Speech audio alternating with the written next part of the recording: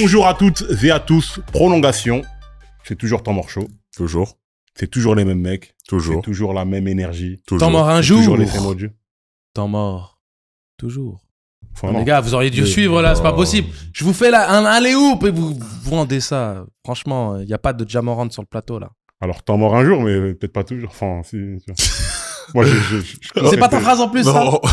C'est pas ta phrase, temps mort un jour, temps mort Ouais, toujours. mais tu vois, je dis ça à un avec nos invité, invités, tout ça. hein. You're gonna do me like that, though. You're gonna do me like that. Bon, les gars, ça va? En fait, vous avez fait quoi ce week-end? Petite question comme ça. Vous avez fait quoi ce week-end? Moi, ce que j'ai fait ce week-end, j'ai commenté pour la FIBA 3-3 les qualifications pour la Coupe T'as des d'Europe. relations, toi? Écoute, j'ai dû un peu de travail avec eux. Ouais. Mills, qu'est-ce que t'as fait, toi? Je suis parti voir la Coupe des Suns. Enfin, moi, quand j'étais 91, hein. Donc, les tournois de fin d'année. Donc, avec une grosse finale N3. Enfin, niveau N3 entre Viry-Châtillon et Massy. Franchement, Le derby. victoire de Massy et franchement, un match très Vous êtes agréable à battu avoir joué. Hein? Vous êtes battus?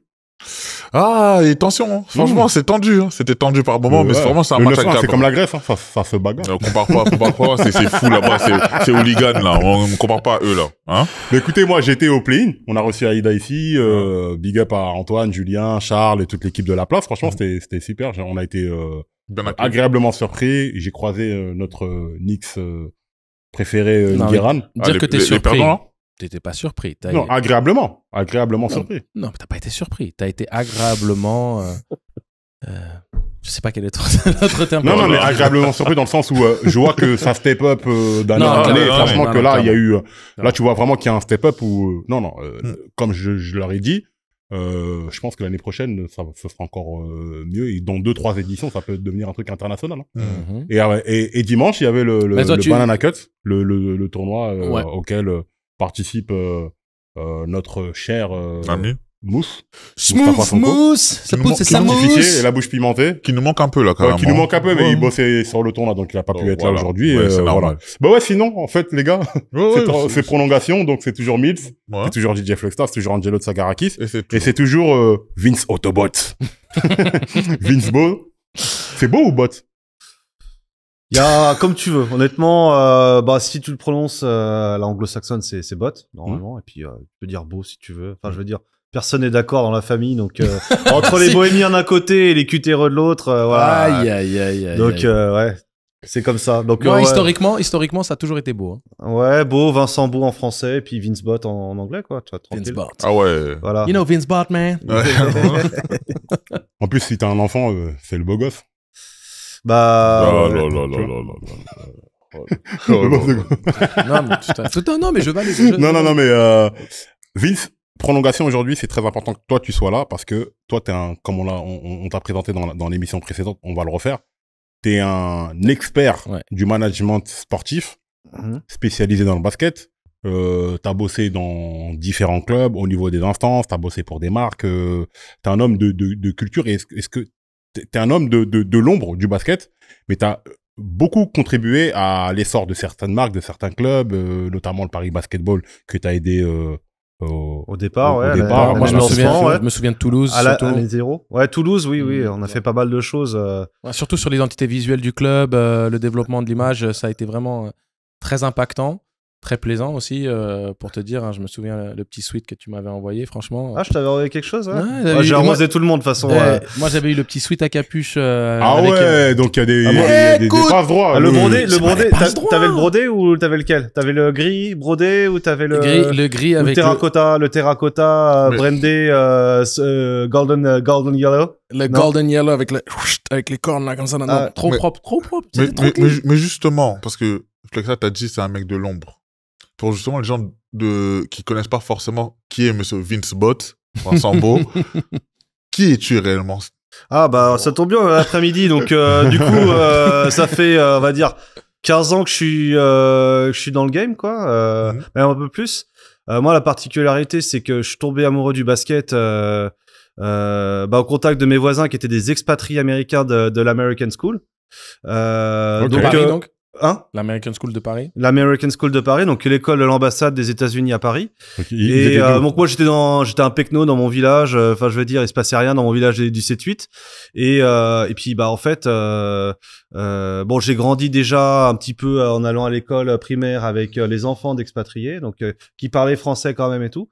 Donc j'étais déjà préprogrammé. Et puis après, ce qui a changé le truc, c'est quand la famille la personne qui est devenue mon meilleur ami s'est installée. Il parlait pas du tout français et personne voulait leur parler dans le village. Famille en plus modèle, parce que famille métissée.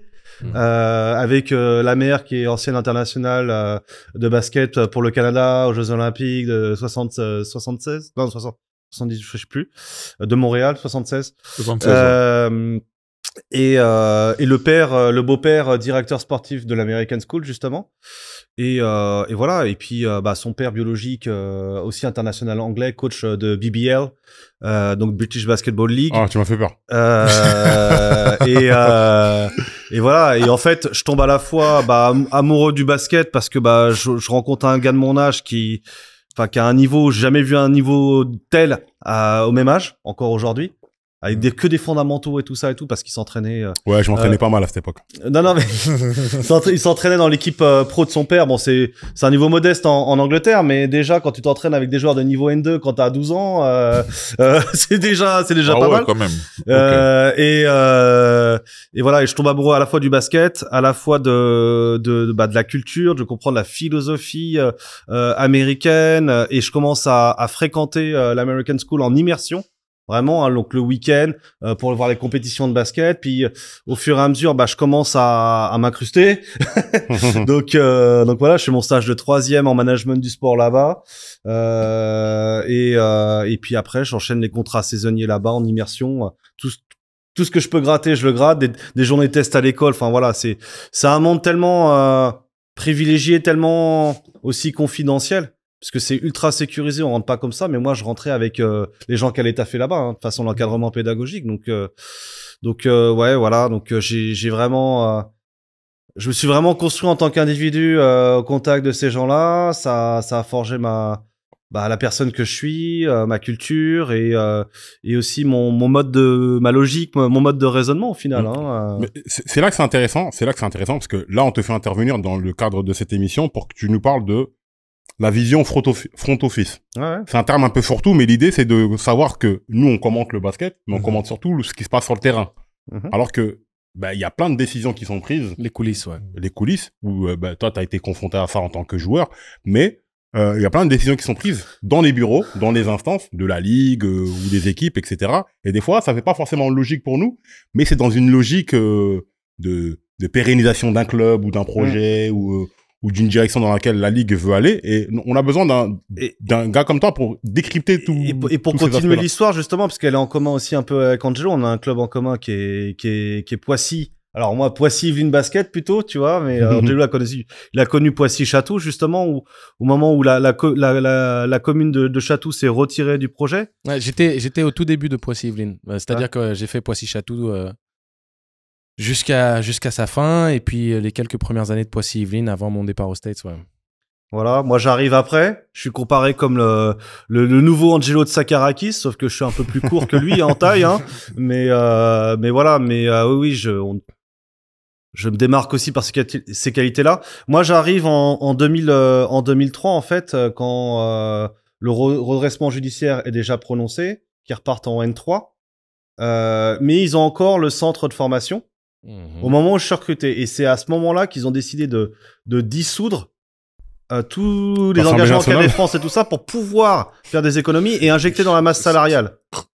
Alors je vois que ça fait marrer Mix, mais non, ce que j'ai dit une connerie. Mais ça arrive de temps en temps. Mais quand t'es recruté en Cadet France et qu'on dit finalement ouais on monte pas l'équipe, mais que t'as déjà fait ta mutation, déjà ça te met un coup.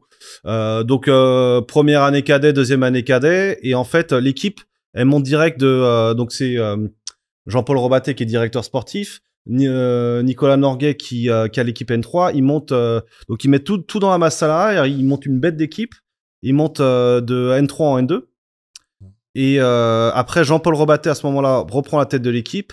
Et là, il monte tout de suite, première année N2, direct en N1. Donc, ils font l'ascenseur déjà. Ils montent déjà 2 marches comme ça, en 2 ans, alors qu'il y a des gaps quand même financiers qui sont déjà très importants. Justement, là, tu vas un peu trop vite, plus vite que la musique. C'est ton côté alchimiste. Yes.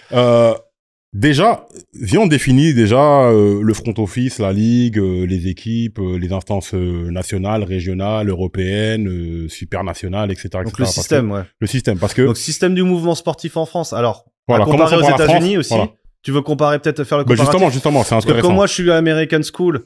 Tu vois, tu fonctionnes dans un système sportif scolaire, en fait, comme si tu professionnalisais un peu l'encadrement de l'UNSS.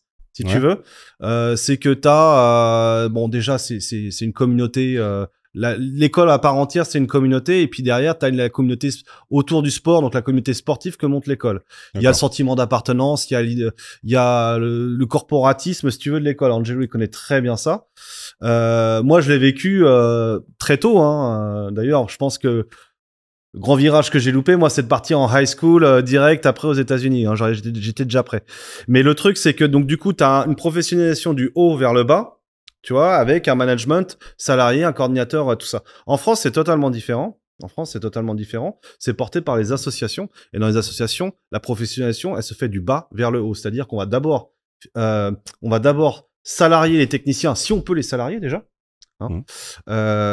C'est toujours ultra précaire. Tu vas prendre une équipe, 2 équipes, 3 équipes, t'es indemnisé, tout ça, et puis on te paye les formations et tout, d'accord, mais après derrière l'employabilité derrière, c'est toujours une énigme. Et après derrière, pour ceux qui arrivent à monter un projet, la dimension projet du BPGEPS, c'est approche ton micro, parce que quand excuse-moi. Non, c'est pour toi, je veux m'assurer qu'on t'entende bien. Et le truc, c'est après derrière, réussir à justement déjà au final modéliser les projets du club pour pouvoir t'employer déjà. Et tu te retrouves en fait avec une employabilité sur du technique pour de l'encadrement de la pratique, mais au final rien qui touche au management, à la gestion administrative du club et au développement du club. Ça c'est le plus petit palier. Ouais, mais au final, quand tu montes dans la professionnalisation du club, alors, etc. Tout dépend. Alors le parcours club, après derrière, savoir que il grandit comme ça. Hein, donc après, en fonction des résultats sportifs, j'imagine. Voilà. Après, tout dépend déjà du projet du club en question. S'il se focalise plutôt sur un parcours d'excellence sportive, ou au contraire, s'il va être plutôt sur un modèle de volume où il va vraiment diversifier la pratique sportive et avoir vraiment une vocation plutôt sociale, éducative, voilà. Si t'es focalisé plutôt parcours d'excellence sportive, forcément tu vas commencer à prendre des risques à partir du moment où tu vas avoir une masse salariale sportive. À partir du moment où tu vas payer des joueurs, c'est comment tu vas les payer. Qu'est-ce que tu fais, qu'est-ce que tu développes comme activité pour pouvoir les payer. Alors pour financer la budgétisation. Voilà, et donc avec le mode de gouvernance qu'on a, parce qu'au final la gouvernance du sport en France, elle est pour tout le mouvement sportif, elle est amateur. Hein, on est sur une gouvernance associative où ce sont des bénévoles qui la plupart du temps n'ont pas le temps. Hein, alors il y a une régénérescence qui se fait depuis quelques années, où on n'est plus sur des retraités qui sont à côté de la plaque parce que au final ils sont pas en phase avec les clients, et les premiers clients sont les pratiquants, donc qui eux sont vraiment orientés consumérisme, veulent avoir le meilleur service de qualité, tout ça et tout. Enfin, en tout cas, ça dépend des cas de figure, mais en tout cas je pense qu'aujourd'hui on n'y répond pas assez. Et on construit pas assez l'offre des clubs pour y répondre et pour créer de la valeur. Mais la question qui se pose aussi, surtout à ce niveau, rien qu'au niveau de base, c'est combien ça coûte ce qu'on fait. Dès que j'interviens dans les clubs, tout de suite je crée un électrochoc, je fais une matrice, hop, pour modéliser, je dis combien coûte chaque équipe sur le terrain ou chaque activité qu'on fait à l'année et comment on l'amortit. Les gens, on n'est même pas encore dans ce raisonnement-là. Ça, c'est intéressant parce que quand toi, tu viens dans les clubs, tu viens en tant qu'expert où tu vas parler au président, au front office et que tu viens leur exposer, faire une espèce de carte d'identité de leur club ou de santé ou un électrocardiogramme de voilà, où sont vos forces, vos faiblesses, etc. Oui, alors tout à fait. Donc un audit. Alors quand je peux l'activer, parce qu'il y a des financements qui existent pour prendre ça en charge. Bon là en ce moment c'est compliqué. Plus, tu es très cher, n'est-ce pas? Voilà, c'est les financements. Tu es très cher, oui, oui. Pour mes honoraires, contactez-moi en message privé, hein, bien sûr, mais on peut en parler. Il y a des financements qui existent. Là, c'est pas trop le moment, mais avec les restrictions du gouvernement, mais il y a des financements qui existent pour totalement pris en charge pour accompagner 3 à 5 jours un club dans sa restructuration de fonds et aussi sur des orientations stratégiques et pour pouvoir aussi accompagner à la démarche projet. Donc moi, je suis président de club. Ouais. Tu viens, je te paye. Parce que je me suis fait financer pour te payer tes. C'est même pas toi qui me paye, c'est un contrat tripartite et c'est le dispositif local d'accompagnant qui me rémunère. Ok. Donc moi j'ai quelques mécènes, j'ai un peu de trésorerie, je veux structurer mon club et tout. Je t'appelle, toi tu viens, tu me dis il faut recruter tel joueur ou il faut aller vers tel partenaire ou il faut prendre telle salle. C'est quoi? Non, c'est pas terrain parce que là t'abordes un thème. Il y a des rôles très spécifiques. Là, quand tu parles de Vincent, c'est vraiment dans la stratégie de développement du club. Quand tu parles du terrain, c'est pas son rôle. C'est-à-dire que ça, c'est plus le general manager d'un club. Alors là, on parle d'un club pro. Tu as le directeur technique. Voilà. Là, on va vraiment parler du club amateur, donc dans le domaine associatif. Tu as un directeur technique, en tout cas pour les clubs qui sont structurés de la sorte. Sinon, c'est les coachs eux-mêmes qui font le recrutement des joueurs. Mais c'est pas non plus son rôle parce que là tu commences à l'éparpiller sur des choses qui ne sont pas non plus sa plus grande force. C'est pas le fait qu'il soit pas en capacité, et surtout à un niveau amateur, de pouvoir potentiellement dire oui, ce serait intéressant. Mais là tu parles du terrain. Le terrain, c'est le terrain. Je peux faire de la veille scouting, tu vois, si tu veux, mais c'est pas ma qualité première. Mais du coup, je suis en capacité de le faire. Voilà, du coup là, c'est pas ça son truc, quoi. Si on reprend cet exemple-là. Toi, tu viens me voir, tu vas m'orienter sur quoi, par exemple? Bah déjà, je vais faire un diagnostic de la structure. Mon club, disons que c'est un club moyen, mais je sais que j'ai des grosses rentrées d'argent qui arrivent parce qu'il y a 2-3 mécènes qui aiment le club et l'identité. C'est surtout aussi de définir le projet du club. Mais s'il y a des mécènes, tant mieux. Après, c'est aussi voir, si tu veux, la conformité du partenariat aussi, parce que le mécénat, ça permet, c'est des mécanismes de défiscalisation et tout ça. Et derrière, tu as une valeur particulière aussi dans ce cas de figure, hein, parce que là, tu veux faire un cas de simulation. Voilà, je t'explique. Là, ça va être surtout aussi voir qu'est-ce qu'on met, mais c'est aussi peut-être aussi concevoir justement l'offre de valeur du club. Qu'est-ce qu'il a à proposer il y a plein de modules. Tu vas avoir la gestion, tu vas avoir le développement. Là tu vois, là t'es parti plutôt sur du développement. Mais d'abord, faut pas partir. La base de la création de valeur, c'est combien ça coûte pour pouvoir dégager ta marge. Tu vois, c'est savoir comment tu vas l'amortir, ce que tu fais déjà. Et je pense que c'est déjà ce point d'équilibre qu'on est en train de chercher justement sur les associations, c'est combien ça coûte de faire ce qu'on fait. Les clubs en ont aucune idée. Donc déjà, la gestion des clubs, c'est pour résumer grosso modo, tu vois. C'est un pot où on met tout le pognon dedans et puis on verra comment on va le dépenser, tu vois. Des fois même, il est déjà dépensé avant qu'il rentre dans le pot, quoi. C'est un peu ça. Et puis les clubs fonctionnent comme ça. Tu me rappelles mon banquier, toi. Non, mais c'est vrai. Bon après, nous on est chefs d'entreprise, donc la trésorerie on connaît, mais les clubs, tu te demandes s'ils pilotent leur trésorerie, tu vois. Au final. Tout l'argent des cotises va rentrer au début de l'année et puis après derrière après derrière peut-être qu'il y aura un peu de partenariat et tout ça, mais bon, ça tranquille. Et puis bon, on a la mairie qui nous aide, quoi. Donc on est un peu un peu tranquille là-dessus, quoi. Mais du coup en France c'est très basé sur les aides de l'État, les subventions, les choses comme ça, c'est ce que tu es en train de dire? Oui, alors une grosse partie, ouais. Une grosse partie, oui, parce qu'à la base, la mission d'une association, c'est d'utilité publique. Il y a un agrément ministère jeunesse et sport pour pouvoir justement percevoir des subventions, mais c'est en gros organiser la pratique sur le territoire. C'est le but premier d'une association à la base, c'est d'organiser la pratique. Après, derrière, il va poursuivre un parcours d'excellence sportive. Et là, c'est là où il y a les dérives, c'est sur le niveau semi-professionnel, où on commence à payer les joueurs, à faire de l'amateurisme marron, à payer en ICA, à payer en prime de manifestation, à payer, à trouver tous les micmacs possibles, imaginables. Voilà, au niveau du logement, on les met tous en coloc, on surveille pas ce qui se passe, on les paye en bons alimentaires avec le supermarché du coin. Enfin, jusqu'en N1, encore récemment, il y a des dérives comme ça. Et c'est pour ça que là, ils vont écrémer la N1, et puis il y a une sélection naturelle qui est en train de se faire justement pour pouvoir justement aussi. En foot c'est carrément. Ouais, non mais ouais, t'as des joueurs qui sont payés comme ça. Mais justement, j'ai une question par rapport à cela. Comment on définit, hormis les clubs en pro, en N1, en pro A, pro B, comment on définit un gros club, un moyen club et un petit club en termes économiques, par exemple? Bah, tout dépend de son bassin économique, son tissu économique. C'est pas parce que tu as un bassin, par exemple, de population important que tu as un tissu économique important aussi. Hein.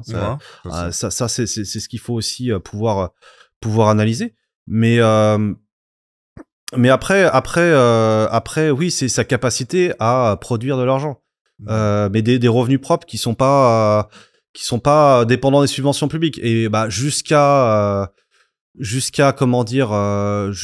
même certains clubs encore au Pro B aujourd'hui sont ultra dépendants des subventions. Alors Fos justement disparaît un peu à cause de ça, parce qu'ils sont pas en capacité de produire, parce qu'ils ont une salle limitée.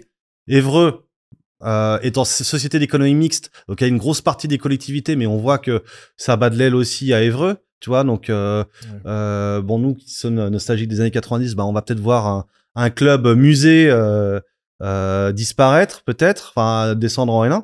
Et voilà, mais sachant les enjeux et la difficulté de remonter dans la foulée avec le merdier qu'est ce championnat de la N1. Excusez-moi de le dire comme ça, hein, mais c'est trop.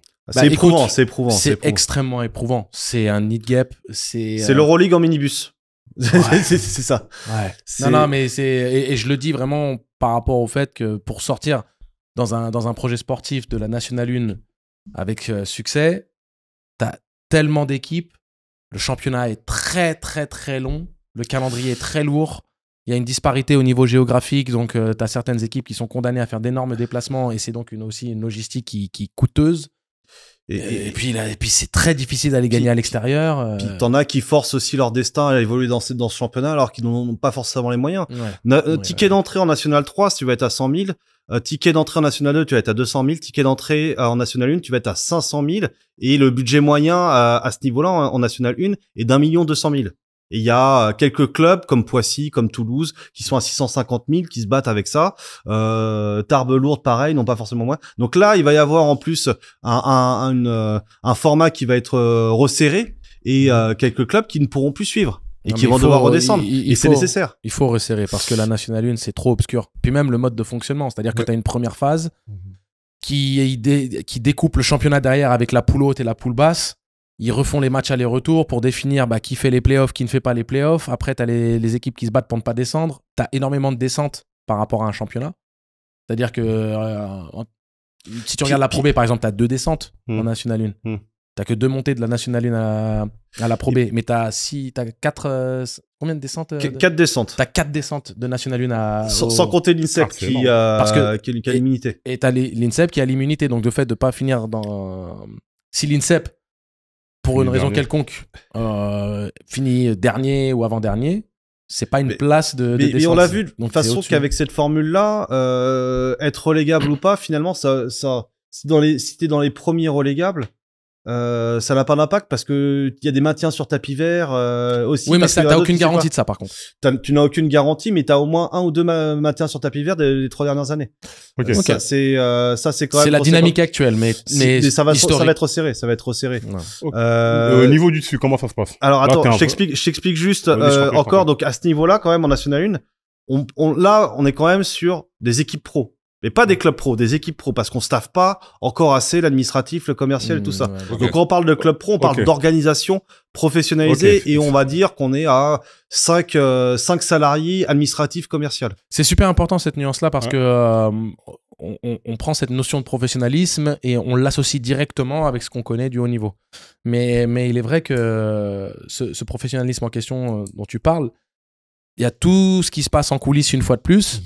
qui est essentiel pour le bon fonctionnement du club et son développement. Et puis aussi sa gestion au quotidien. Parce qu'on sait très bien que parfois, des clubs font avec des bouts de ficelle. Et même si les joueurs sur le terrain sont professionnels et participent à un championnat complètement professionnel, le mode de fonctionnement du club, lui, ne l'est pas forcément. C'est ça. Et puis c'est important aussi pour les joueurs d'avoir un environnement où tu sens que c'est professionnel autour de toi. Et que les moyens sont alloués quoi, pour performer. Même si tu as un salaire moindre, si tu as un staff médical étoffé, si tu as tout le confort pour travailler, ça peut, voilà, ça remplace une partie de ton salaire. Je pense que ça a son importance aussi, de se sentir bien dans son environnement. Bien sûr. Donc il y a ça. Et oui, voilà. Et après, à l'ANA, comme ils se staffent pas sur la partie administrative et commerciale, bah, parfois ils ont l'outil. Je pense à Poissy notamment. Ils ont l'outil, mais ils ne peuvent pas l'exploiter parce qu'ils n'allouent pas de ressources pour l'exploiter. Tu vois, par exemple, ils font pas assez de recettes de match, ils mobilisent pas assez de public. Ouais. C'est un travail de fond qui est très difficile, surtout en N1. Pour intéresser les gens. Dans le bassin parisien. Surtout dans le bassin parisien, c'est pas facile. Mais il y a quand même de la place. C'est une stratégie. C'est ça. Et ça se construit en amont. Ça se décide pas au mois de septembre quand tu lances la saison. C'est au moins, ça se décide au mois de mars avant, quoi. Ça se prépare. Nous, on sait que toi, t'as bossé sur des stratégies comme ça, de nombreux clubs. Mais en gros, ce que je comprends là, depuis ce que tu dis, c'est que le club, pour qu'il fonctionne, faut qu'il gagne de l'argent. Il faut qu'il gagne de l'argent, donc, et tu peux pas les subventions, les machins, mais les subventions, les mécènes quand il y en a, etc. Mais aussi sur la trésorerie liée à la billetterie. Alors la billetterie, les partenariats. On va y revenir. On va expliquer après. On va transiter vers le professionnalisme après de cette partie-là.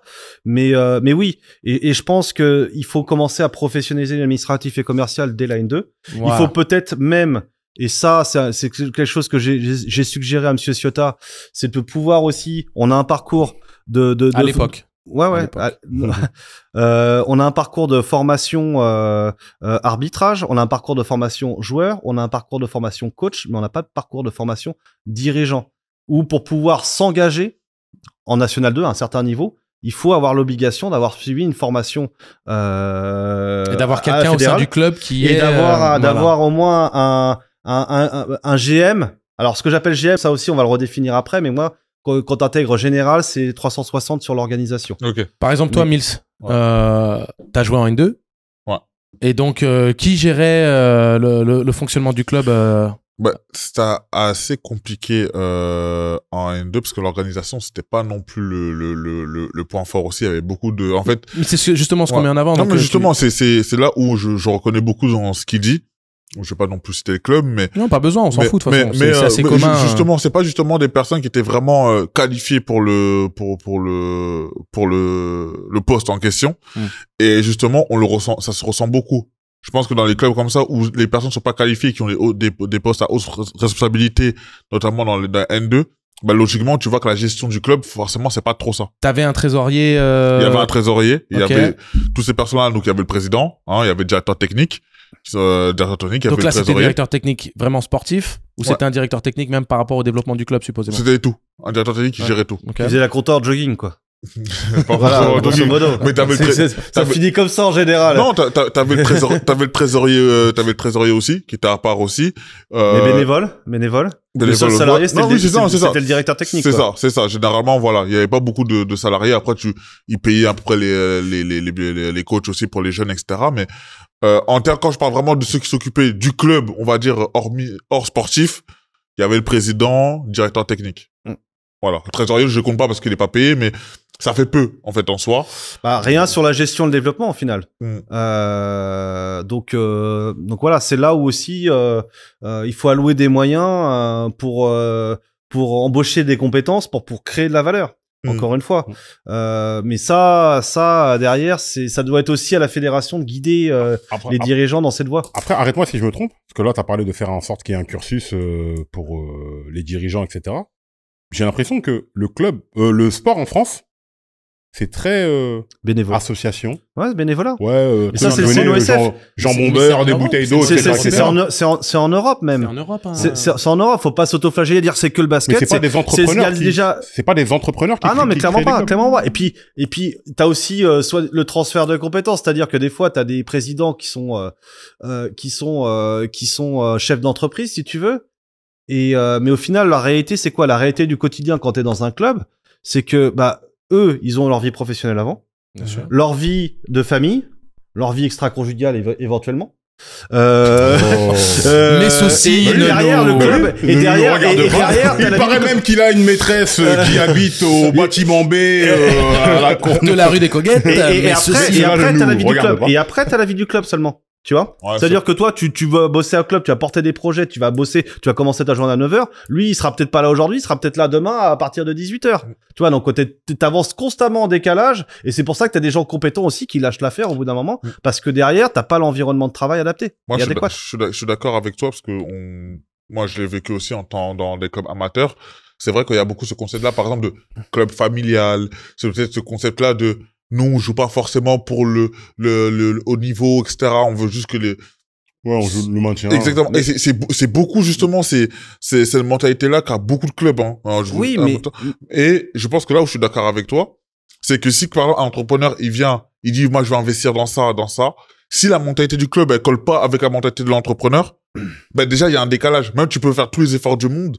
Mais si... Et alors, le problème, déjà, pour la Fédé, pour imposer ça aux dirigeants, c'est que les dirigeants sont des électeurs. C'est là où c'est compliqué. C'est là où c'est compliqué, tu vois. Et puis, il faut pas oublier que les dirigeants, donc, ils sont bénévoles. Donc, eux, leur responsabilité morale, ils l'oublient très vite parce que eux, le club, c'est leur évasion. C'est leur évasion. C'est pour ça que je parlais de transfert de compétences. Au final, tu peux t'avouer être chef d'entreprise. Si tu viens là pour passer du bon temps, pour t'évader, au final, t'as loupé pas tes compétences au club. Là, on est en train vraiment de mettre le doigt sur un challenge vraiment culturel. C'est-à-dire que quand tu regardes ça va, Mills? Ça va. Je sais, la journée, elle a commencé tôt. Alors. Très tôt. Mais t'es là, t'es un vrai soldat.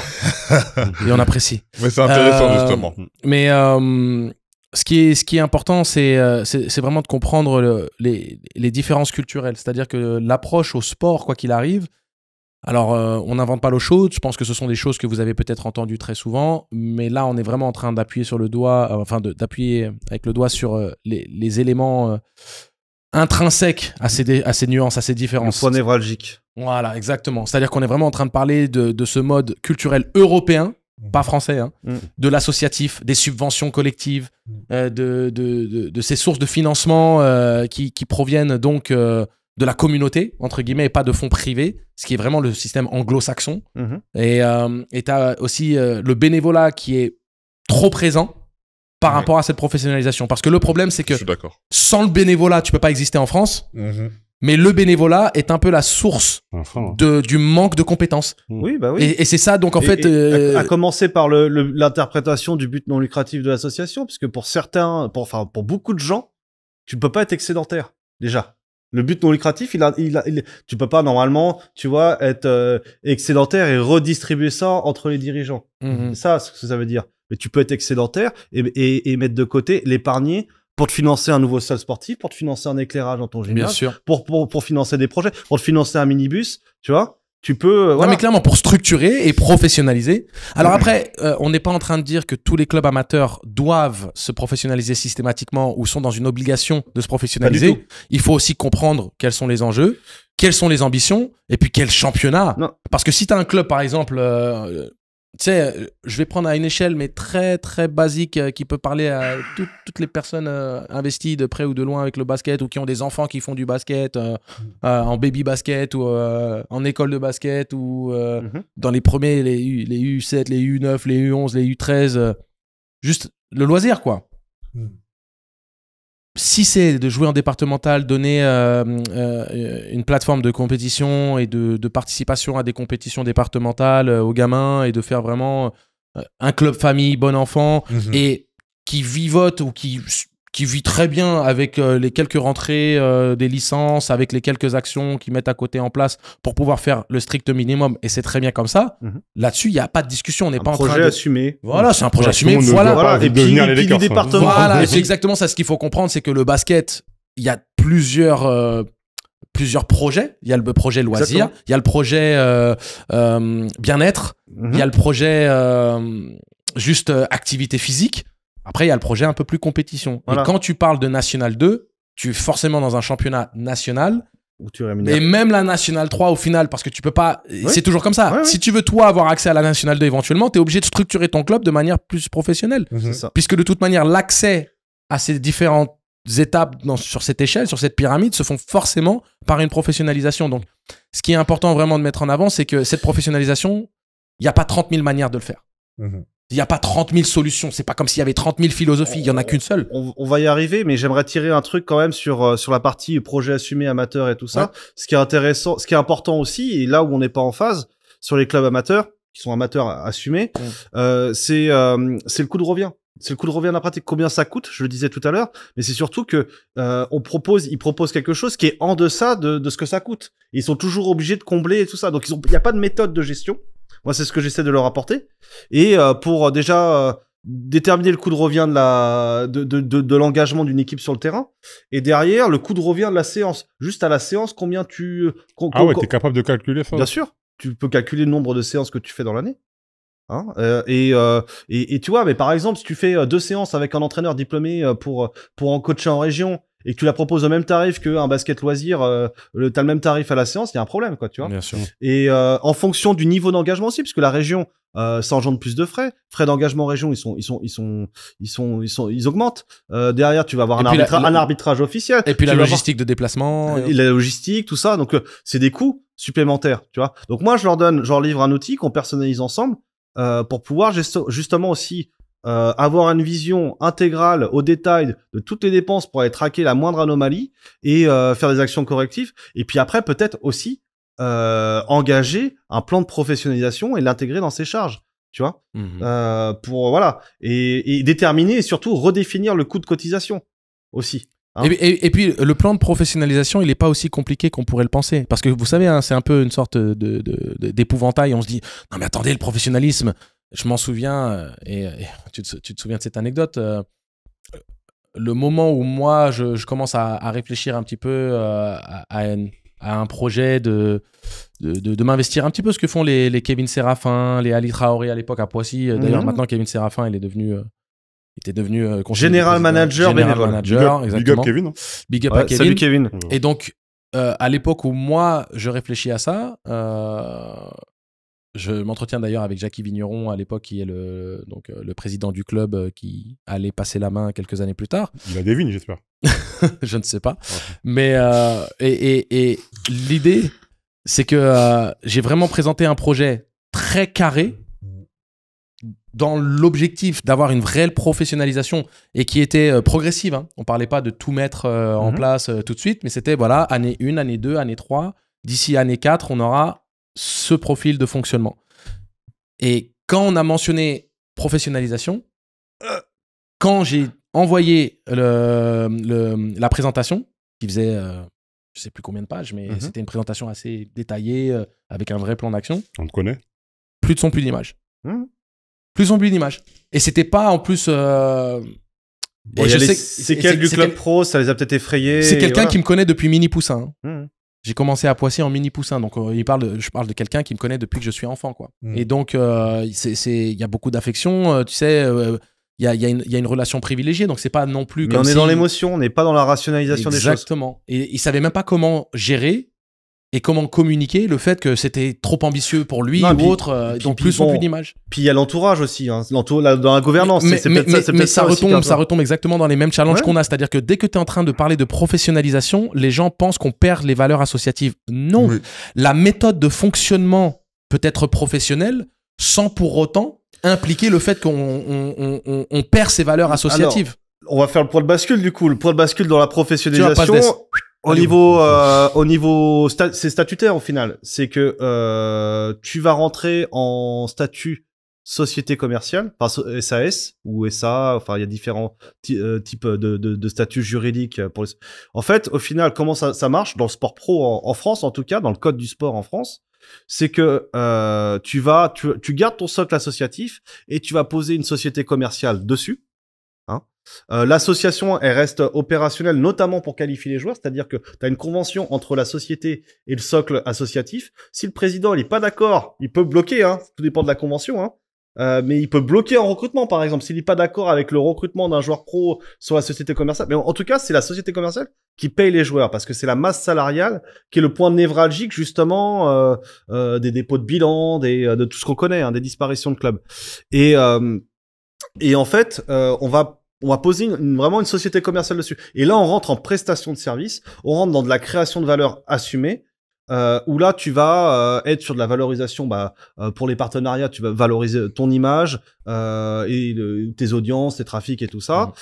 Tu vas être sur de la billetterie de match, mais pas que. Tu peux très bien développer du merchandising et après, à terme, d'ailleurs, en faire un domaine d'activité stratégique à part entière si tu t'ouvres sur un mode de distribution, parce que bon, faut pas s'arrêter à vendre des maillots, tu vois, juste en jour de match. Hein, t'as que 2 matchs dans le mois, t'as que 4 heures d'ouverture de ta boutique. Hein, donc voilà, faut avoir un mode de distribution, faut peut-être avoir ta propre boutique et tout ça. Donc voilà, tout ça c'est du business, c'est une marchandisation de ton club qui est assumée. Parce que tu as une société commerciale, c'est obligatoire. Alors déjà en Ligue nationale, sur le foot, sur le rugby et sur le basket, sauf une exception en rugby et en basket, ils sont tous en société commerciale. Maintenant, en hand, deuxième division, c'est plus compliqué. En volley, c'est catastrophique. Dans le hockey, c'est particulier puisque c'est que 12 clubs, mais ils sont tous en société commerciale aussi. Ce qu'il faut voir là-dedans, c'est que derrière, tu changes de cap. Mais ce qui peut être problématique, dans certains cas, en fonction du parcours du club, tu peux avoir encore des séquelles de l'association dans la démarche de l'entreprise aussi. Tu vois, ça peut aussi être aussi un problème. Et pour terminer, tu es obligé de passer en société commerciale en fait quand tu as 800 000 € de masse salariale. Donc c'est intéressant de mesurer les revenus que tu fais et de comparer dans l'équilibre quelle est ta masse salariale et derrière quels sont tes revenus commerciaux. Et puis finalement, par nature, si tu fais moins de 800 000 € de masse salariale, est-ce que vraiment ça vaut le coup de créer une société quoi? Et est-ce que tu es vraiment à ta place? Hein, là, tu fais la bascule aussi au niveau des collectivités parce que tu n'es plus en subvention, tu bascules en sponsoring public. Pardon. Donc, tu fais de la prestation de service auprès de ta collectivité. Donc, ça t'ouvre à des nouveaux financements, à de nouvelles enveloppes aussi. Mais tout ça là, est-ce que ça se fait rapidement, ça se fait ça prend du temps, surtout avec les collectivités. Hein, tu vas démarrer le dossier sponsoring public, tu le démarres, je sais pas, tu le lances au mois de mars. 10 years later. T'attends 18 mois pour que ça germe des fois. Ouais, un an et demi quand même. Ah ouais. Mais après, tu peux toujours demander des subventions exceptionnelles parce que tu passes en société, parce que parce que ça. Il me faut une subvention exceptionnelle pour me payer des panneaux LED. Il me faut une subvention exceptionnelle. Il faut une subvention exceptionnelle pour pouvoir payer le salaire de Mills. Il faut aussi savoir. À un moment donné, il y a des joueurs. Non, mais c'est parce que ça a l'air très bête, mais pour résumer et pour caricaturer, c'est le côté associatif qui existe et qui est nécessaire dans certains cas. Ça peut être un frein ou une espèce de mentalité de gagne petit. C'est un vrai problème. C'est un vrai problème. Ok. C'est un vrai problème, mais en même temps, faut aussi être réaliste. Devenir un club professionnel, c'est exceptionnel. T'as une chance sur 1000 d'arriver à ce niveau-là. Et il y a une sélection naturelle qui se fait de plus en plus par l'aspect structurel, financier des choses. Mais ok, maintenant pour ce qui est des clubs que tu connais, les clubs le Paris Basketball ou un autre, l'aspect marketing. Parce que tu es aussi un expert en marketing, donc faut parler dessus. L'aspect marketing de vendre ta marque, pouvoir la rendre attrayante pour que les gens puissent dépenser de l'argent pour acheter, ne serait-ce que la billetterie, acheter du merch, tout ça.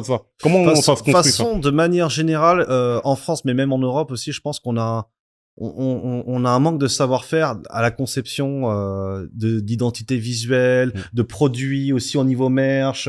C'est là où moi je me démarque, tu vois, là-dessus aussi. Mais déjà de concevoir des marques on peut faire en s'inspirant des codes sociaux et environnementaux de ton territoire et en incarnant une DA vraiment réalisée. Je peux dire pour toi ce que toi tu ne peux pas dire pour ne pas froisser trop de monde. Quand tu regardes les identités visuelles d'une grande majorité des clubs amateurs et même de clubs professionnels, c'est de moins en moins maintenant. Oui, parce qu'il y a eu beaucoup de travail, il y a eu aussi une prise de conscience. Mais c'est assez dégueu, il faut dire les choses. C'est pas, il y a pas de vision. C'est surtout que t'as des gens comme Laurent Rullier avec qui j'ai collaboré, qui est probablement l'un des meilleurs illustrateurs de sport en Europe, tu vois, qui va livrer un logo, une identité, mais pas qu'un logo, tu vois, des éléments graphiques. Une identité visuelle, ça veut dire que ça englobe tout ce qui correspond à l'image du club. Les clubs sont en incapacité derrière, si tu veux, à la développer, à la déployer. Et à la renouveler. Parce qu'à partir d'un logo, tu construis toute ton histoire. Mais la vraie question, c'est que c'est financier ou que c'est alors les deux, mon capitaine, parce que nous, on a casquette de capitaine. Je crois qu'Isaac dans la croisière s'amuse. Je vais vous faire un cocktail, monsieur, avec la moustache. Bref. Je me permettrai pas. mais non, les deux, parce que déjà il a fallu passer à travers des murs. Déjà, bon, Laurent, il a entrepris la démarche il y a 15 ans. Il y avait Benoît Dujardin aussi qui a essayé de faire des choses à Poitiers. Il a pas réussi à changer le logo, tu vois, mais il a créé, il a énormément modernisé le club, notamment au niveau digital. Il a permis aussi une réelle visibilité au club. Par le biais de ce format court qui était Vis mon match. Le PB86, c'était pour le coup une référence dans le microcosme du basket professionnel français au niveau de l'identité visuelle et de sa présence sur les réseaux sociaux notamment. Parce qu'il a eu un terrain de jeu. Moi, tu vois, à Toulouse, j'ai eu un terrain de jeu aussi. C'est-à-dire que je pouvais faire ce que je voulais. C'était la force quand même de ce qu'on proposait. C'est-à-dire qu'il y avait tout à construire. C'est un club qui était lugubre et tout ça. Je pouvais faire tout ce que je voulais sur le B2C de A à Z.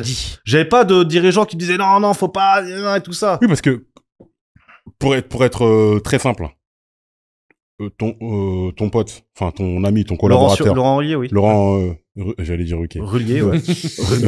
Rullier. Rullier, ouais. Rullier vient avec une bête d'identité visuelle. Il va voir le dirigeant. Voici l'identité visuelle de ton club. Il y a les propositions de rénovation des maillots un petit peu, tu vois, d'identité visuelle.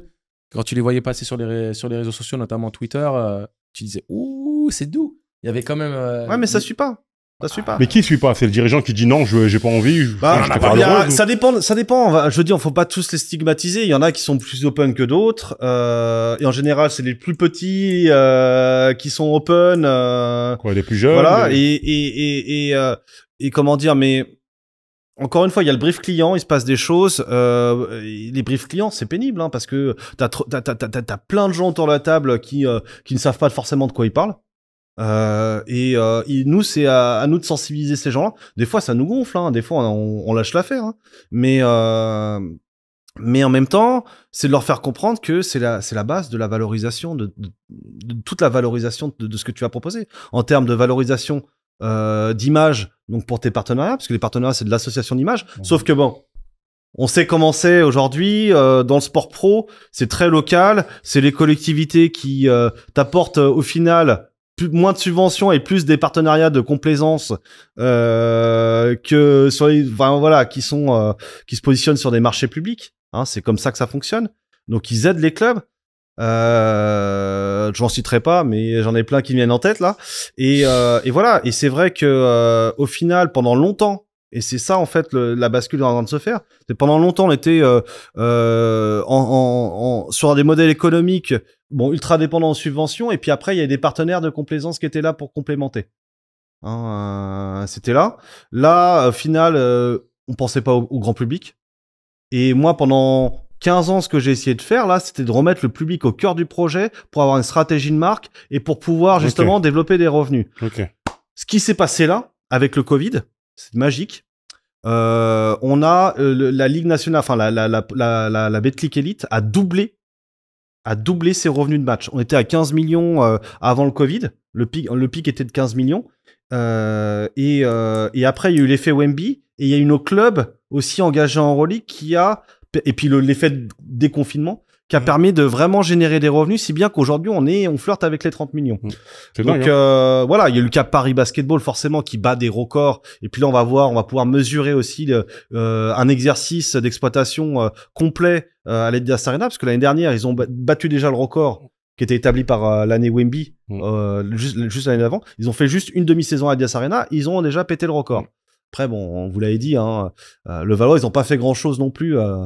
C'était un apprenti qui était à la billetterie. Enfin, je veux dire, c'était compliqué. Ils sont pas du tout tiré profit de la situation. Justement, toi, tout ce qu'on dit là, moi, ça m'intéresse parce que là, t'as montré les forces et malheureusement beaucoup les faiblesses de notre système français qui fait que, malgré le fait que, et européen, malgré le fait que le basket, c'est pas un problème. On sait jouer au basket, ça joue bien au basket. Mais en termes de marketing, en termes de valorisation, c'est très problématique. On a fait beaucoup de progrès. On a fait beaucoup de progrès parce que, regarde, je te parlais d'il y a 15 ans en arrière où t'avais Benoît Dujardin qui était là, Laurent Rullier qui a lancé des choses sur l'identité visuelle avec les Sharks notamment, avec des identités visuelles comme ça, Cali, l'Hermine de Nantes aussi, tu vois, avec des logos, des figures, des logos avec des têtes bien vénères. Donc très inspiré NCA. Mais après, c'est derrière, c'est pas ce que tu as, c'est ce que tu en fais. Et les clubs, ils n'en ont pas forcément, ils sont pas allés au bout de la démarche, ça reste perfectible. Mais voilà, la ligue a engagé des choses, ils ont intégré un règlement marketing, notamment sur l'harmonisation des terrains, sur l'uniformisation des maillots aussi, avec pour mettre moins de sponsors, donc pas avoir évité les placards publicitaires. Ou en tout cas les codes couleurs, c'est-à-dire que tu peux avoir les sponsors, mais d'avoir un ajustement des couleurs vis-à-vis de. Voilà. D'être sur de la monochromie, sur des bonnes pratiques. Il y a une question intéressante. Moi, j'ai une visibilité d'ensemble. Non, parce que justement, maintenant qu'on parle de tout ça là, qu'on voit toutes les trucs. Repose ta question par rapport à Antibes. Tu dis pourquoi les Sharks? Ouais, pourquoi les Sharks, pourquoi pas les requins? Alors les Sharks, parce qu'en fait, t'avais l'aquarium, l'aquarium qui va fermer d'ailleurs à Antibes. T'avais un aquarium qui était vraiment l'attraction pour les touristes là-bas. Et puis voilà. Puis Sharks. La dauphin, t'en fais pas un requin, de toute façon. Hein. Non, mais pour moi, en fait, ce qui veut dire, c'est pourquoi c'était une appellation anglaise. Et l'appellation anglaise, elle est assez simple. Tu veux pouvoir, toi, dans une optique de développement de marque, être aussi international que possible ou aussi visible que possible. Tu veux faut faire être ouvert. Tu vois les moindres détails. Tu fais un logo. Bah, tu sais, t'es dans le sud. Tu regardes ce qui se passe du côté de Monaco, par exemple. Et tu dois aussi penser... Et pour la connotation internationale, tu vois, par exemple. C'est ça, en fait. T'es obligé. Tu vois, par exemple, quand on est passé au Stade Toulousain, de Toulouse Basket Club au Stade Toulousain, j'ai insisté auprès des dirigeants pour qu'on dépose auprès de la préfecture Stade Toulousain Basketball et pas Stade Toulousain Basket. Et David Kahn, pareil, au Paris Basketball, il déteste qu'on dise Paris Basket, quoi. C'est la connotation internationale. Voilà. C'est juste ça. Après, tu aurais pu peut-être choisir autre chose. T'essayes de faire un truc qui est au niveau géographique a peut-être un peu de pertinence ou t'es pas loin de la mer et autres, donc tu dis ouais, c'est les Sharks, mais au final, c'est pas un mot qui est compliqué à dire en français. Et c'est quelque chose qui, au niveau de ton identité visuelle et peut-être même de l'attractivité que tu puisses avoir pour des partenaires internationaux. Parce que tu regardes, je vais te donner un exemple tout bête, mais tu as le partenaire de Toulouse 3-3, qui est la première équipe professionnelle 3-3 indépendante, puisque 3-3 Paris avait été insufflé sous l'impulsion de la Fédération française de basket, et c'était pas des partenaires privés, c'était vraiment la Fédération française qui avait chapeauté le truc. Ça s'appelait 3-3 Paris. Ils ont fait le circuit professionnel sous une identité individuelle 3-3 Paris, mais c'était la Fédé. Là, il y a eu une séparation et c'est désormais un projet purement qui est privé, même s'il y a des fonds, des collectivités locales du côté de Toulouse qui ont mis des billes, mais il y a aussi beaucoup de partenaires privés et un de leurs sponsors titres, c'est FMS. FMS qui est le même partenaire que l'Olympiakos. C'est-à-dire qu'à un moment donné... Oh là là, tu nous ramènes en Grèce. Je ne cherche pas à ramener en Grèce. Tout mène à Athènes. C'est le centre du monde. Tout mène à Athènes. Moi, ma patrie. Non, mais c'est surtout parce que moi, je parle d'un truc qui est évident pour moi. C'est-à-dire que tu as le partenaire maillot de l'Olympiakos qui est FMS, qui est désormais le partenaire, un des partenaires principaux de Toulouse 3-3. Tu as Turkish Airlines, qui est le partenaire de l'Euroleague, qui est également partenaire de Toulouse. Donc, c'est-à-dire que quand tu as une dimension internationale, ou que tu essayes d'avoir cette dimension-là, ou que tu essayes simplement d'avoir une identité visuelle, tu vois ce que je veux dire? C'est-à-dire que si tu veux, toi, attirer un sponsor qui, lui, a une aura internationale, c'est beaucoup plus facile de présenter un potentiel sponsoring avec un club qui a un naming qui soit vendeur, même dans ton cahier, tu présentes à tes partenaires à toi, regardez, on est désormais un nouveau partenaire qui sont les Sharks d'Antibes, qui est supposément à ce moment-là une équipe vouée à atteindre l'élite. Ça, c'est quand tu élabores l'offre de valeur. Faut que tu aies quelque chose à proposer. Donc c'est pour ça. Quelle est la plus-value que tu vas apporter par rapport à ça? Quelle visibilité? Et voilà. Mais après, déjà, si tu conçois à la base une marque qui est ouverte à l'international, ça te permet de faire des passerelles très rapidement. Mais justement, on va faire une passerelle là parce que ça paraît simple comme ça, mais bon. non, mais mais on a bien compris que ça se faisait sur toujours avec nous, sur des années, etc. Toujours. Non, parce que là, il y a une question. Moi, j'assente qui est là depuis le début. Quand tu penses à tout ce que tu viens d'expliquer par rapport à la structure du club, les faiblesses qu'on a dans notre championnat, même en Europe, au niveau de la mentalité et surtout au niveau du marketing. Et surtout au niveau de l'appellation, là, tu vois, j'ai tiqué sur le mot Sharks parce que je me suis dit, on est français, pourquoi pas requin, etc., etc. La NBA Europe. Parce que tu veux y venir. Alors là, c'est un peu tôt pour en parler. Non, parce que eux viennent. Oui. Ils vont. On en a parlé ici, on a parlé de l'aspect sportif surtout, mais d'un point de vue front office, d'un point de vue business, d'un point de vue ligue, ça fait sens. Et eux, ils ont clairement ce qu'ils vont apporter, ça va être toute la dimension marketing, etc., l'identité visuelle, la billetterie, tout ces trucs-là, et ça c'est leur offre. Alors avec une logique totalement différente, parce que nous on est dans la logique du mérite sportif et tu suis ton parcours d'excellence sportive et tout ça, le schéma CNOSF, clairement. Avec du bénévolat. Avec Mamie Ginette à la billet, qui fait les jambons beurre. C'est ça, voilà. Laissez-nous réquisitionner vos appartements étudiants. Bref, donc après là, ça, ils vont apporter une toute autre logique. Alors faut pas croire que tu vas avoir pléthore d'équipes en France. Tu vas avoir juste un acteur qui sera permanent. Ça sera le club qui aura à Paris. Quid de l'entité. Tu sais qu'en coulisses, ça parle entre le Paris Basketball et le Paris Saint-Germain. Okay. Donc c'est pas les mecs sont allés voir une affaire en même temps. Non, mais bon, voilà, je peux pas trop en dire là-dessus, mais voilà, il y aura un club permanent à Paris, ça c'est certain.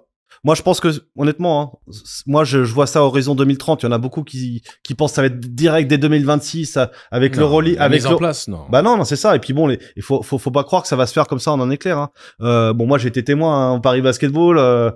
Les Américains, ils arrivent, ils pensent que tout va se faire très vite. Ça va prendre beaucoup plus de temps et ça va peut-être leur coûter plus de temps et d'argent qu'ils ne pensent. Mais par contre, ils mettront les moyens avec obligation de résultat parce que ils sont obligés, comme j'ai dit, je crois dans l'émission précédente, qu'ils ont besoin de s'ouvrir à l'international pour pérenniser leur modèle, parce que leur modèle est arrivé à bout sur le continent. Essoufflement.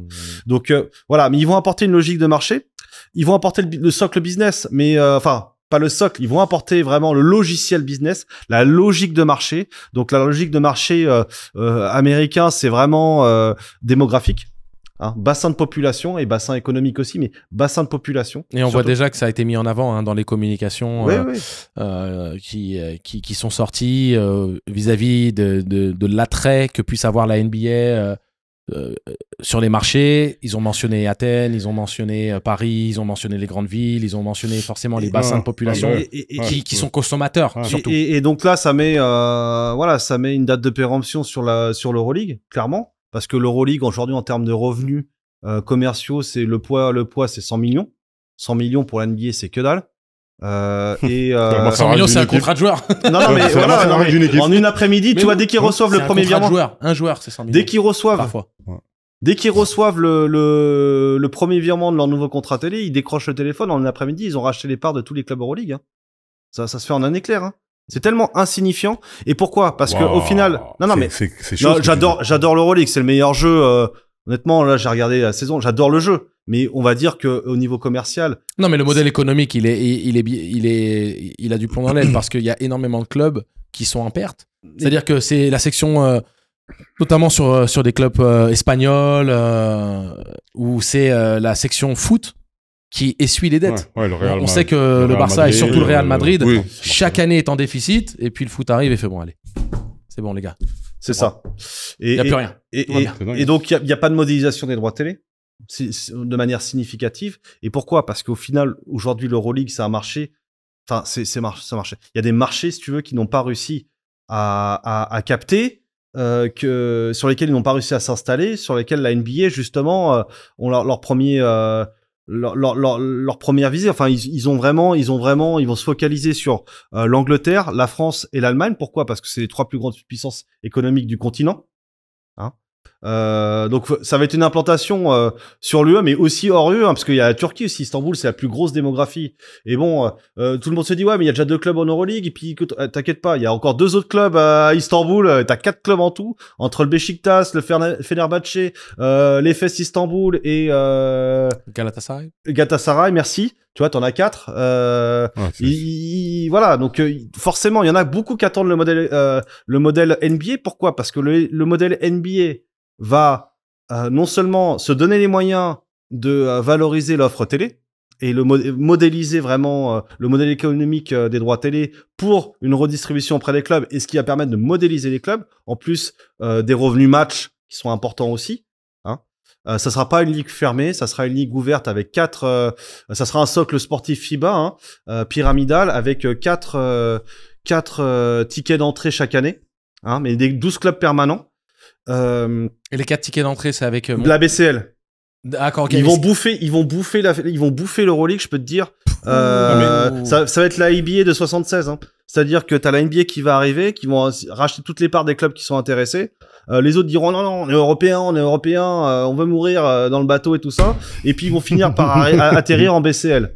Tu vois? Parce que la BCL va monter en puissance aussi. Il va y avoir le socle BCL. C'est chaud. Tu peux déjà découper cette séquence, tu le sais. Pourquoi? T'es pas d'accord? Mais complètement. Complètement, bien sûr. Mais ce qui est intéressant, c'est que... c'est chaud. Alors ça a profité à la BCL qui va devenir la ligue authentique européenne, si tu veux, avec cet ADN européen. Donc c'est la FIBA reprend ses droits par rapport au conflit qu'ils avaient avec l'Euroleague. Bien sûr, complètement. Tu vois, mais la NBA arrive surtout en Europe du Nord, où là ils sont les publics sont plus prédisposés justement à porter la marque, à consommer la marque NBA. Ils vont se poser surtout en Angleterre, mais en France aussi, sur les marques de football, parce qu'ils ont les reins assez solides pour justement aussi porter le projet à échelle justement et aux exigences économiques qu'il y a derrière. Donc voilà, ça va être, pour moi, ça va être un bouleversement. Et puis l'enjeu, c'est surtout aussi que le basket puisse faire sa place dans le paysage audiovisuel en Angleterre, en France et en Allemagne. Alors, on est en train de le faire, nous, avec TF1 qui arrive, ça c'est une super nouvelle pour les équipes de France. La Mannschaft, ils ont été champions du monde. Ils ont pas d'exposition, tu vois. Donc dingue, finalement, tu vois, on dit on est un pays de résultats, faut avoir des résultats, mais il faut avoir des résultats combien de temps pour être exposé, quoi. Et donc la marque NBA peut pousser les choses. Pense à la médaille d'argent après les JO de Sydney en 2000. On n'a pas eu. Non, et puis France Télévisions ne savent pas travailler le produit. Ils ont eu plusieurs fois l'opportunité avec les fenêtres de qualification. Ils donnent même pas de rendez-vous. Ils travaillent pas le produit. Et puis, faut pouvoir, pour le basket, que ça soit les équipes de France, que ça soit la LNB, faut pouvoir avoir une fenêtre avec un rendez-vous et le travailler régulièrement sur 3 ans, sur 5 ans, s'il faut, pour avoir des résultats, avoir des audiences. Tu vas pas avoir des audiences comme ça, sans communiquer, sans donner rendez-vous au public, quoi, tu vois. Ça doit devenir dans l'inconscient des gens et dans le conscient des gens, automatisé dans leur calendrier. Ils savent déjà qu'à telle période, il y a ça. Mais ça a été très difficile aussi parce que tu sais très bien qu'en plus, la FIBA a essayé de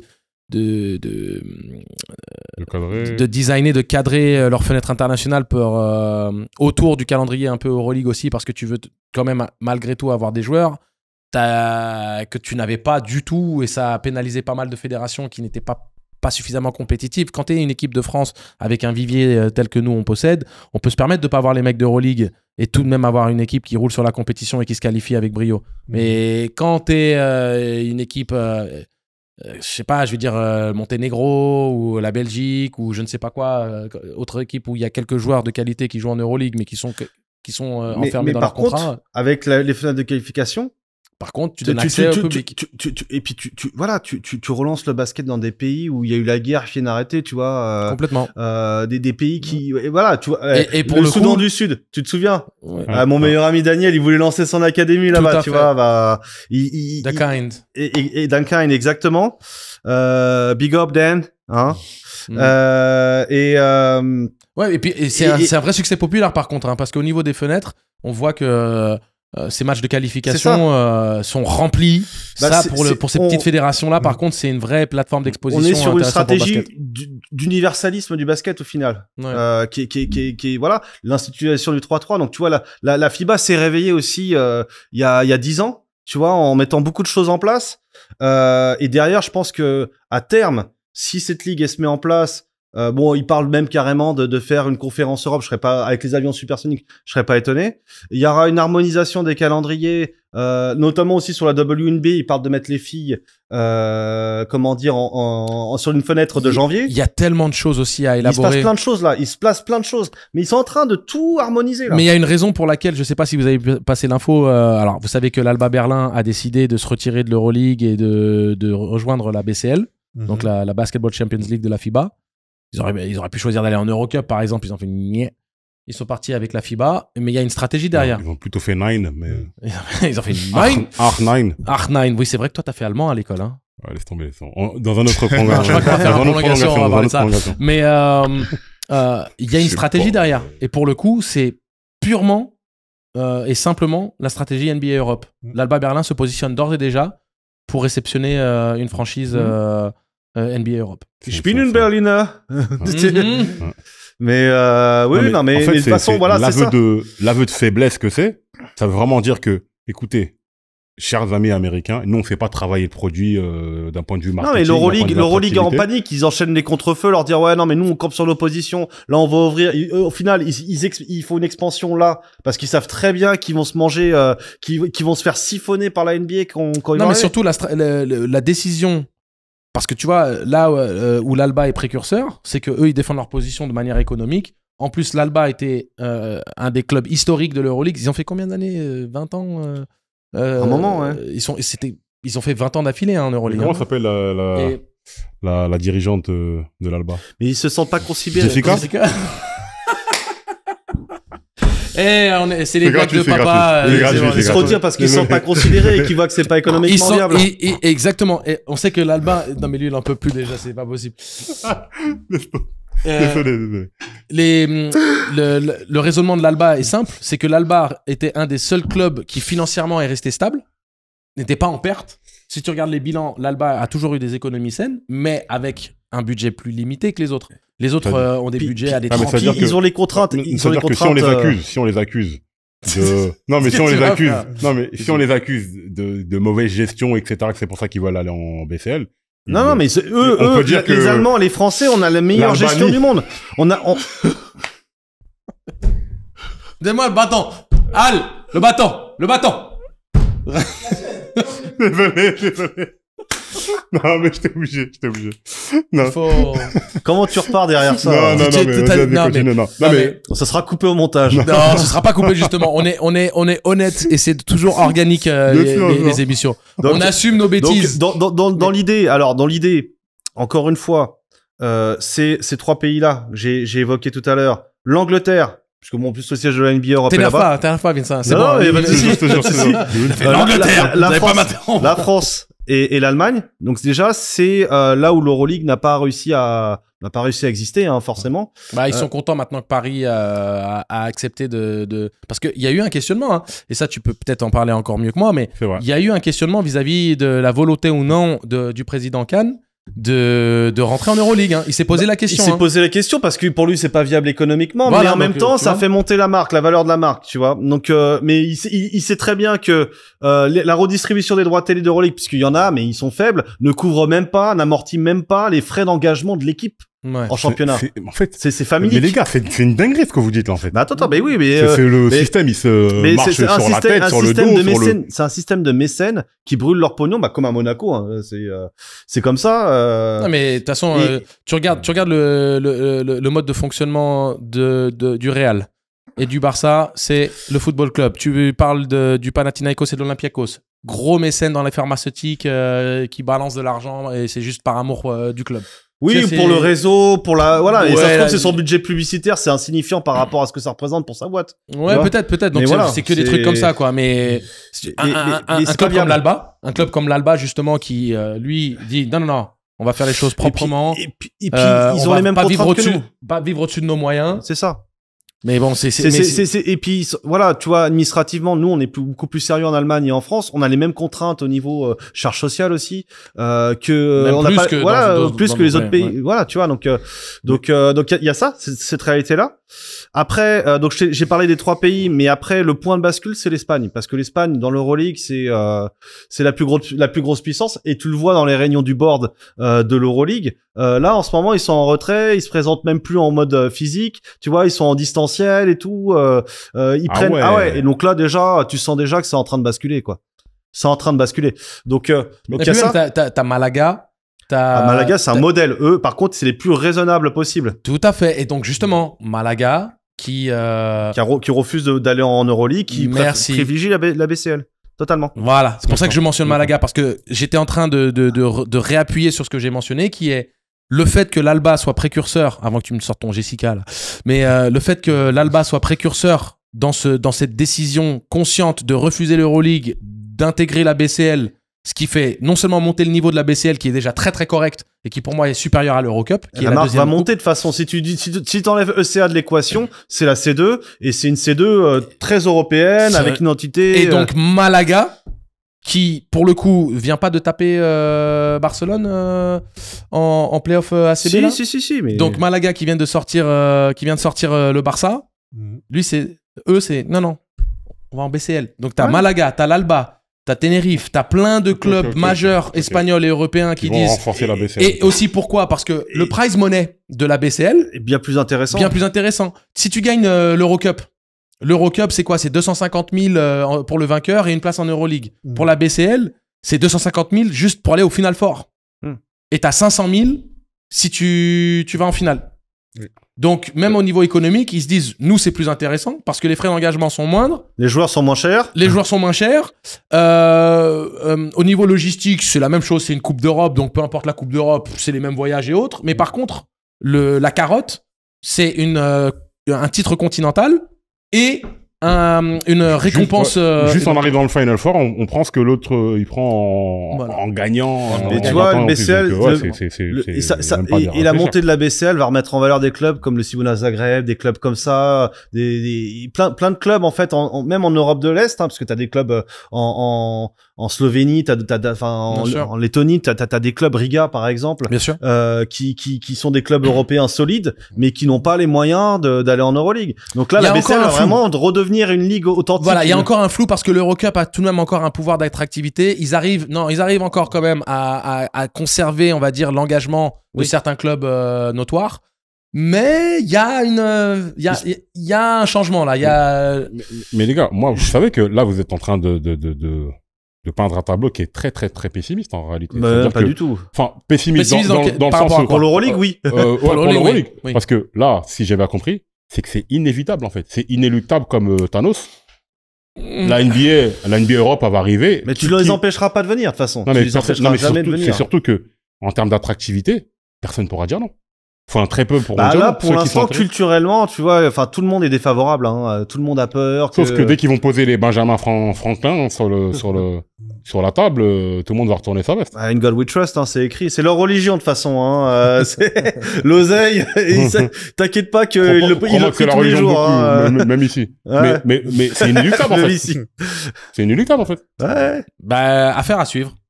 Mais il y a un processus, hein. C'est-à-dire que, au final, si vous vous souvenez, alors tu me diras comment vous vous souvenez de l'information, mais le moment où il y a eu les frictions les plus intenses entre l'Euroleague et la FIBA, on s'est posé la question, qu'est-ce qui va se passer? On s'est dit qu'il y avait une sorte de scission inéluctable où on se demandait aussi vis-à-vis de la qualité des compétitions que pouvait proposer la FIBA, comment est-ce qu'ils allaient rebondir sur cette scission. L'Euroleague, c'est la crème de la crème, c'est là où il y a tous les meilleurs clubs. Ils ont l'engagement des tout meilleurs clubs d'Europe. Et on se dit, ouais, mais la FIBA, là, qu'est-ce qu'ils vont faire? tu vois comment la BCL est sortie. Au niveau identité visuelle, c'est plus propre que l'Euroleague. Moi, je trouve que c'est. De toute façon, de toute façon, tu vois la charte maillot de l'Euroleague, tu comprends même pas pourquoi le nom de l'équipe ne figure pas sur le maillot. Tes souhaits. Ouais, donc tu vois, je pense que le packaging FIBA pour la Champions League il est plus propre. Et même au niveau des réseaux sociaux, la manière dont ils articulent la communication autour des actions les plus spectaculaires de la compétition. Il y a des enjeux pour très rapidement, si tu veux, modéliser les droits télé, parce que sans droits télé, tu peux pas, à certaines échelles, tu ne peux pas créer le marché des joueurs.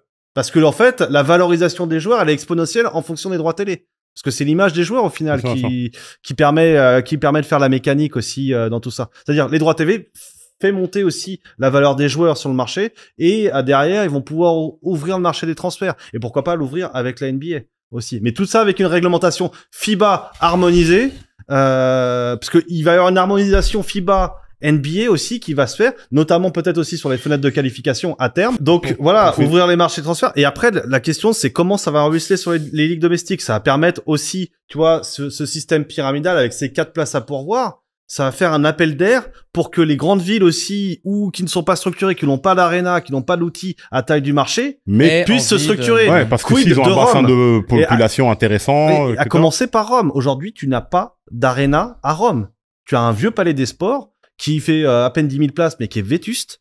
Et ils vont devoir construire une aréna qui va correspondre au cahier des charges NBA European League. Tu vois. Et après, en France, nous, ça peut faire un appel d'air aussi sur des marchés comme Marseille, comme Toulouse, qui sont des bassins de population de plus d'1,5 million, comme Lyon.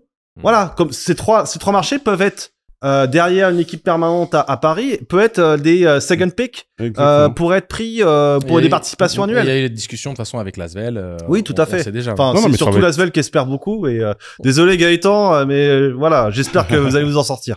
Mais tu sais, bizarrement, là, vous m'avez hypé parce que au début, on se dit, ouais, c'est que du pognon, c'est que du pognon. Là, on se rend compte que c'est beaucoup plus que du pognon, qu'il y a des perspectives et qui peuvent même faire rayonner des petits clubs qui vont créer des dynamiques, qui peuvent faire monter en compétences plein de gens. Mais tu sais pourquoi t'es hypé ?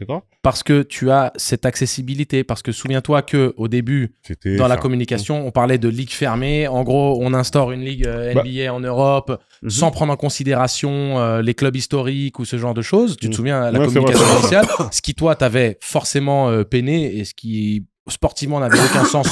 Je préfère les fusillis, mais... Non, t'excuses pas. Je te demandais si tu voulais de l'eau. Mais ce qui nous a peiné, parce que sportivement, on dit, mais attendez, nous, on a besoin d'avoir des partisans, des Red Stars, peu importe les grands clubs, quoi. Et qu'ils puissent potentiellement avoir sportivement accès à ça, sachant qu'eux, ils ont déjà un outil, et des salles, et surtout la fanbase qui fait qu'on conserve tout de même l'identité du basket européen, et c'est ça qui est important. Parce que quand au début, les premières communications, c'est ouais, on veut instaurer une équipe à Manchester, on veut... Ils auraient pu faire une ligue fermée, si tu veux, et contourner le droit de l'Union européenne via l'Angleterre au niveau administratif. Ils auraient pu contourner. Et puis on sait que la FIBA aussi est en Suisse et eux pareil ne font pas partie de l'Union européenne. Donc on se posait la question de savoir s'ils allaient partir sur une ligue fermée. Finalement, la FIBA sera le socle sportif, va garder l'intérêt des ligues domestiques parce que les équipes, il y aura un double engagement comme aujourd'hui Euroleague. C'est la question qu'on se posait. Ce qui est essentiel aussi parce que sinon tu tues les ligues domestiques et donc tu tues le basket à une certaine échelle. Exactement. Donc il y en a beaucoup qui avaient peur de ça. Ouais, Finalement, dans le modèle économique, c'est logique que t'aies le double engagement parce que derrière, dans le modèle économique, c'est les revenus de match et il faut que t'en fasses beaucoup pour avoir des revenus. Il faut que tu vois, pour Paris Basketball, ils battent le record de chiffre d'affaires en revenus de match, mais ils font 40 matchs à l'année. Minimum. Donc forcément, plus t'as une fréquence élevée à la maison. À la maison, je parle. Donc forcément, ça en importance. Donc maintenant, la question, c'est comment ça va ruisseler sur la Ligue nationale de basket.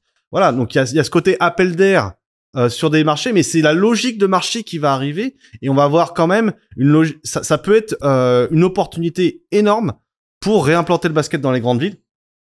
Là où le handball l'a remplacé à la fin des années 90 et le réimplanter dans des villes comme alors peut-être pas Nice parce que ça reste la base arrière de Monaco, mais Marseille, ça c'est une question et c'est une question que se pose beaucoup la Ligue. Lille. Alors Montpellier, je te le fais dans l'ordre, Toulouse, Bordeaux. Alors Nantes c'est en sommeil, ils sont en Pro B mais c'est un marché en déclin. Bois un peu d'eau. Rennes et Lille notamment. Ouais. Hein. Et donc, il y a le système possible de peut-être faire venir des actionnaires, dupliquer un peu le modèle du Paris Basketball, c'est-à-dire avoir il y a une cellule d'investisseurs qui a été créée à la Ligue nationale de basket, qui est encore un peu verte, hein, mais de pouvoir arriver avec des études de marché clés en main, plein d'indicateurs qu'aiment les cabinets d'investissement et tout ça, voilà, pour peut-être déclencher des investissements avec des wildcards en Pro B, pas en Pro A tout de suite, mais en Pro B. Maintenant que tu as une Pro B à 20 équipes, il y a la place pour peut-être écrémer aussi certains clubs qui sont dans le dernier wagon et incuber des grandes villes avec une wildcard et surtout des projets d'investissement sérieux et contrôlés par la DNCCG. Voilà. Ça, c'est très intéressant. Bon, malheureusement, toutes les bonnes choses ont une fin. On va devoir écourter cet entretien qui était fort intéressant, mais c'est bien parce que tu nous apportes sur de la culture basketball, pas forcément sur le terrain, mais sur les instances, comment ça fonctionne et tout. J'ai appris beaucoup de choses. J'espère que vous aussi, vous avez appris beaucoup de choses. N'hésitez pas à aller donner du love à Vince. L'homme maîtrise son sujet. C'est mon métier, hein. Alors, j'ai envie de te dire. J'aurais juste avec une non, mais c'est fluidité, intéressant parce que là, je pense que le dirigeant qui voit ça, il se dit, il coûte combien 7 000 € au jour. C'est pas aussi simple que ça. On est dans un milieu très fermé. Alors moi, tu vois, par exemple, l'année dernière, j'ai refusé un projet pour être DG d'un club de Pro B. Mon petit marché, un club dans lequel tu as évolué, Angelo, d'ailleurs. Ah bah attention, tu vas bon. Mais finalement, tu vois, c'est encore, si tu veux, t'as encore un manque de maîtrise des sujets t'as encore, voilà, enfin il faut des gens comme toi, des précurseurs qui vont aller plus loin et qui ont une vision que les dirigeants n'ont pas forcément. On a expliqué pourquoi, parce que les dirigeants c'est du bénévolat, etc., tout ce que tu as dit. Mais là, j'ai juste envie d'avoir un petit commentaire de ta part sur une annonce qui a été faite il y a quelques jours, là, notamment dans une ancienne entité dans laquelle tu as évolué, le Paris Basketball, avec Omar Sy qui est devenu copropriétaire. Avec tout ce qu'on a dit, de toute façon, je pense que c'est le moment d'investir, hein, parce que soit le club évoluera en NBA Europe et il prendra de la valeur, soit ils vont devoir revendre leur part à un futur club qui évoluera à ce niveau. Donc, c'était le moment d'investir, c'est sûr. Voilà. Le choix d'Omar Sy, pour toi, c'est... Smart man. Ouais, non, mais puis bon. Non, mais c'est intéressant pour les deux parties de toute manière. Je pense que. Voilà, avec son aura, etc. Ouais, mais au niveau de la visibilité internationale du club, déjà, t'as le nom Paris, t'as l'Euroleague, t'as le management. Il y a tous les éléments. T'as le management NBA. Et maintenant, t'as un investisseur de renom à l'échelle française, mais aussi avec une visibilité à l'international, puisque c'est un acteur Hollywood désormais reconnu, même outre-Atlantique, et donc forcément, visibilité. Puis pour terminer, juste sur le cas de Paris Basketball, c'est un cas de réussite exceptionnel, mais tout s'est dessiné la première année. Il y avait un enjeu qui était important, c'était d'avoir le bon de résidence de Adidas Arena. C'était pas gagné au départ. David Kahn a dû prouver à la mairie de Paris qui c'était pas un Mark Fletcher numéro bis, mais bien qui était capable de mettre une équipe à flot. Donc c'est ce qu'on a fait la première année et tout ce qui s'est réalisé l'année dernière avec la livraison de l'Arena, c'est ce qu'on avait déjà dessiné la première année, donc c'était fabuleux. Vision. Mais faut avoir la vision, mais c'est ce qu'on manque un peu, c'est de la vision. Alors on a un président, Philippe Hauser à la Ligue nationale de basket quand même, qui a une vision et qui est très enthousiaste, mais qui fait face aux réelles contraintes qu'on a, mais qui veut faire avancer le basket français. Franchement, ça fait du bien d'avoir un président comme ça aujourd'hui. La Ligue Pro en avait besoin. On a fait énormément d'avancées avec la fédération, avec Jean-Pierre Ciotat, qui a fait un travail pharaonique. La Ligue nationale va aussi avoir un cycle qui va lui permettre d'avancer. Ouais. Tu sais quoi, Vince ? Je m'adresse à vous aussi, les gars. Si vous êtes tous d'accord, faisons un temps mort prolongation spécial Paris Basketball avec des acteurs du club, toi, Amarassi et d'autres, pour vraiment parler de la genèse du projet. Totalement. Pour faire une espèce de petit mini-bilan. Mais Amara était même pas là à la genèse. Non, il arrivait après. C'était Mamoutou qui était là. C'était Mamoutou, c'est vrai. Voilà.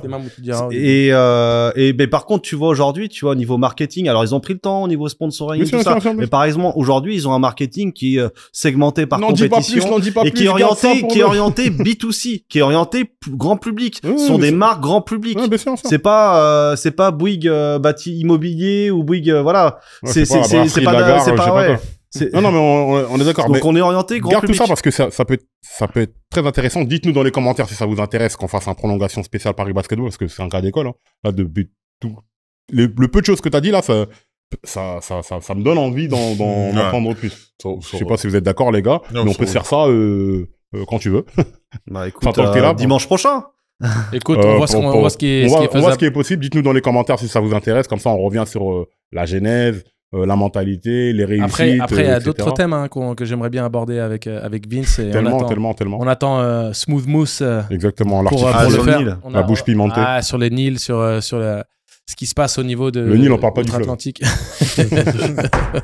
Bon, allez. Bon, merci beaucoup. Hein. Merci encore. On Merci va s'assurer Vincent Beau. Merci la famille. On de va vous communiquer mettre les là où réseaux. on peut le trouver hein, sur Exactement, Oops Analytics et sur YouTube Oops Analytics. Si vous n'êtes pas abonné, déjà si vous n'êtes pas abonné à temps mort, vous prenez une faute technique. Mais si vous n'êtes pas abonné à Oops Analytics, c'est double faute technique, ce qui veut dire que vous allez être éjecté du match. Vous voulez pas être éjecté, vous voulez gagner le match, n'est-ce pas? C'est le 4e quart-temps. Vous avez demandé votre temps mort. Vous joignez Oops Analytics, vous vous abonnez à nous. Ok? C'est tout bon? C'est pas ça qu'il faut dire. C'est pas ça. Alors qu'est-ce que On je a veux un dire grec, on a un mec du 9-1. Eh, si vous abonnez pas, on va vous goumer. Merci à vous. Allez. Allez, à bientôt.